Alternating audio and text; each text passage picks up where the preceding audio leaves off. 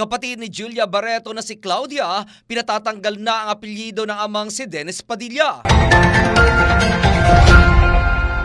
Naghain na ng petisyon ang kapatid ni Julia Barreto na si Claudia Barreto para legal na ipatanggal ang apelyido ng kanyang amang aktor na si Dennis Padilla o Dennis Esteban Dominguez Valdivia sa totoong buhay. Sa isang Instagram post, ibinahagi ni Dennis ang kopya ng dokumento kung saan makikita ang petisyon ni Claudia para baguhin ang pangalan mula Claudia Isabel Barreto Valdivia sa Claudia Isabel Barreto. Isinampa ni Claudia ang petisyon sa Office of the Solicitor General, Local Civil Registrar ng Quezon City at Muntinlupa City at Philippine Statistics Authority. Bagamat nalulungkot, sinabi ng aktor na hindi naman magbabago ang kanyang pagmamahal para sa kanyang mga anak. Mababasa sa post ng aktor ang mga katagang, "Kung ang lungkot ko ay kasiyahan mo anak, hindi magbabago ang pagmamahal ko sa iyo, Claudia." Sinabi pa ni Dennis na nirespeto niya ang desisyon ni Claudia, ngunit nalulungkot daw talaga siya. Sa isang hiwalay na post, makikita naman ang isang picture kung saan kasama ni Dennis, sina Julia at Claudia ng mga